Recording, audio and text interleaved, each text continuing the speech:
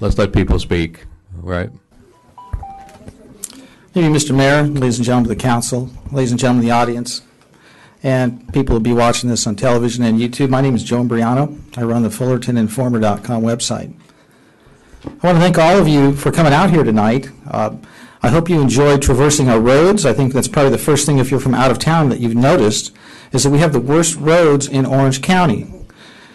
There is probably close to $100 million missing from our finances that should have gone into road repair over the last 30 years, and it did not. So I'm once again, for the second time in front of this council, asking for an outside firm to conduct a forensic audit of the city's finances. I would like to see that item discussed and agendized. You owe it to the people that put you up on the dais. Second of all, I don't believe Mr. Rakakis is here yet, but I wanted to talk on the human trafficking issue. I've brought this up before when Mr. Ed Royce was here trying to do his dog and pony show and was up for re-election. I think Rakakis is running again. We can't stop the flow of trafficked young women into this country unless we stop the demand for their services. And we cannot stop the demand for their services if we continue to allow the institutions that provide these services complete carte blanche to operate.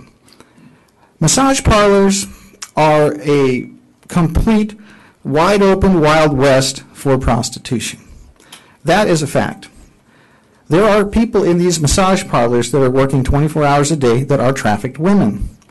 We have a police department in this community that has technology that can listen to your phones and look through your walls. I don't see why it's such a big impossibility to start shutting down these facilities. If we get the customers scared to show up in these places, that will stem the tide for the demand and thus the flow of trafficked women into this county and into this city. That is how you solve this problem. You arrest people for doing the dirty deeds and publicly shame them and bankrupt the people that are bankrolling the trafficking. I also want to thank the Fullerton Collaborative for taking a stand against soda, although I think the bigger problem that we ought to be focusing on in this community is microwaving our children in our schools with the wireless devices and the industrial strength access points that continue to harm our children in this community. I will close my comments, and once again, I want to thank everybody for coming here. It's nice to see a full room.